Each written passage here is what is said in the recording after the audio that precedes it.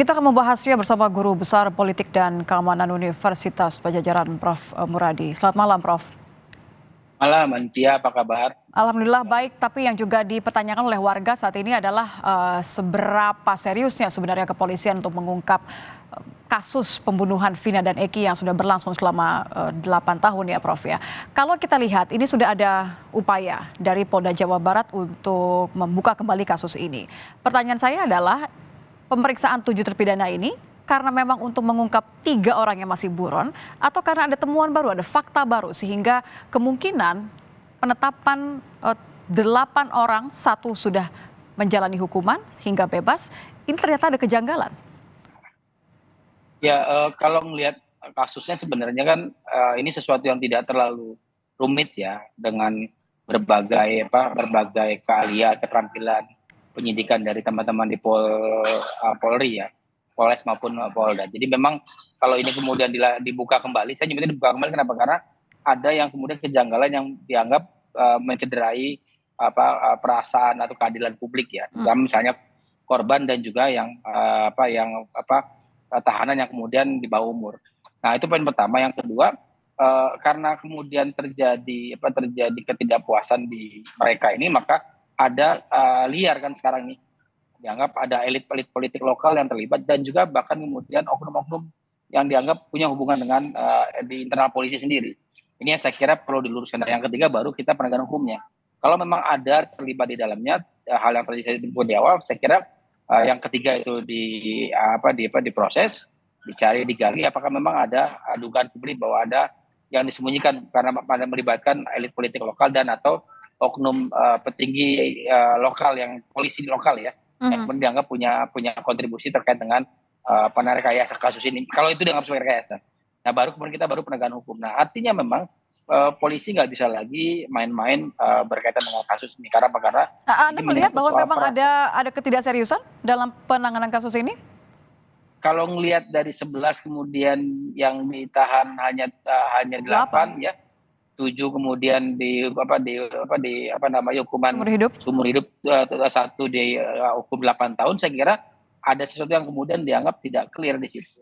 Harusnya kalau ngelihat dari proses BAP dan sebagainya, harusnya ya sekali lagi yang 3 itu dikejar juga. Karena apa? Karena misalnya yang 3 itu jangan-jangan ada mastermind di situ. Ada yang memang justru kepala yang dianggap punya kontribusi yang besar dianggap dibanding yang lain, apalagi misalnya apalagi ke-8 terpidana ini kemudian mengaku mereka sebenarnya tidak terlibat dalam pembunuhan.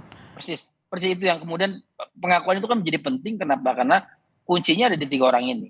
Supaya kemudian dia clear, saya kira momentum buat Pak Sigit ya, Pak Kapolri untuk kembali kemudian bertindak tegas terkait dengan tata kelola penanganan kasus yang sifatnya kemudian melibatkan elit politik atau elit lokal dan atau kemudian internal di polisi sendiri.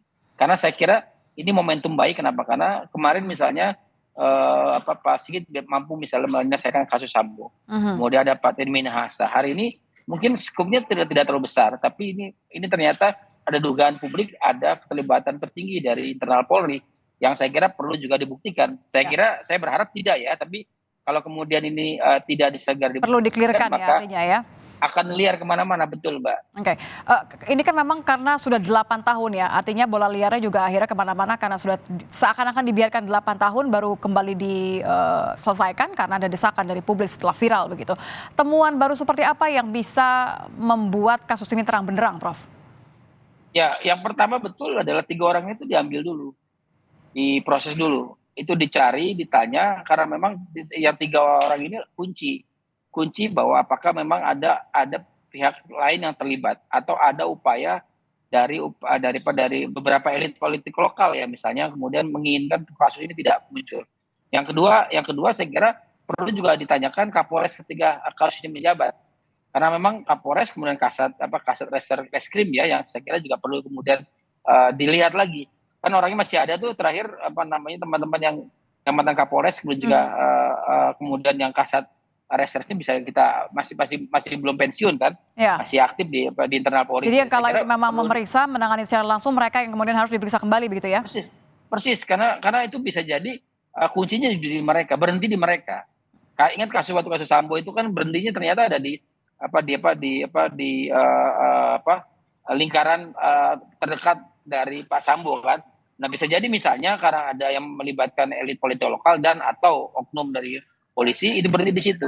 Jadi kuncinya pertama memang memproses kembali 3 orang tadi. Yang kedua adalah bagaimana kemudian yang pimpinan Polri ketika itu kasus itu terjadi itu dipanggil ulang kemudian diproses dihukum juga bukan dihukum Pak, disidik lagi. Jangan-jangan mungkin ada juga yang mereka terlibat atau maka tidak terlibat. Jadi kita clearkan dari awal. Nah yang ketiga misalnya bagaimana kemudian polisi juga bisa menegak menegakkan garis benang basah ya supaya orang-orang yang tadi disebutkan sebagai terlibat dan sebagai kemudian dituduh terlibat itu benar-benar bisa clear. Karena apa? Karena langkah polisi jauh lebih efektif.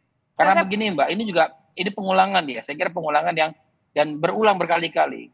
Setelah viral baru kemudian internal Polri merespon. Saya kira udah nggak perlu begitu lagi. Harus kemudian tetap mengambil inisiatif supaya kasusnya tidak kemana-mana begitu. Saya mau mengonfirmasi. Jadi menurut Anda kecurigaan pertama kenapa ini berlangsung selama 8 tahun, kenapa 3 orang seakan dibiarkan tidak berhasil diungkap identitasnya karena ada lingkaran terdekat di dalam internal kepolisian yang membuat atau menghambat proses pengungkapan ketiga buron ini? Yang pertama kan tadi yang saya bilang ada kedugaan keterlibatan elit politik lokal. Yang kedua ada mungkin juga keterlibatan internal Polri ya di dalam kasus ini. Apakah kemudian petinggi lokal, polisi lokal atau mungkin adalah polisi yang ada di level. Jadi kalau kita mau urut gini Mbak. Pertama membape ulang ataupun menanya kembali yang 7 orang itu, bahkan 8 orang tadi ya. Dipanggil karena kan sudah dimintai orang. Yang kedua, dari situ muncul akan 3 nama. Nah, 3 nama itu perlu dipanggil juga. Nah, ya secara simultan saya kira petinggi Polri yang waktu kasus itu berlangsung dipanggil lagi, dicari juga, ditanyakan juga apakah kemudian prosesnya benar-benar terjadi normatif atau ada sesuatu yang kemudian dilompati ya atau tidak dilalui gitu loh.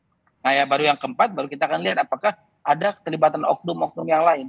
Nah artinya apa? Kuncinya sebenarnya disebut oknum polisi itu adalah teman-teman yang kemudian dulu menjabat sebagai Kapolres dan Kasat Reserse di tahun itu. Kan sudah masih ada tuh beberapa saya kenal tuh yang Kapolres bahkan bisa dipanggil juga dan saya kira yang bersangkutan akan dengan ringan menjelaskan karena tidak melibatkan yang bersangkutan. Tapi kalau ternyata ada lompatan proses yang dia tidak dilalui, saya kira ya harus ada penekanan terkait dengan tindak lanjut dari polisi ini sendiri. Gitu. Terutama misalnya membersihkan Polri dari orang-orang yang dianggap tidak punya sense of belonging ya. Terutama berkaitan soal penanganan kasus yang sifatnya tidak tuntas begitu, Mbak. Baik, keseriusan akan dinilai dari seberapa cepat dan sigap begitu ya kepolisian untuk mengungkap kasus ini, bukan semata-mata hanya karena desakan dari publik saja. Terima kasih Prof. Muradi sudah bergabung bersama kami di Kompas Malam. Selamat malam, Prof.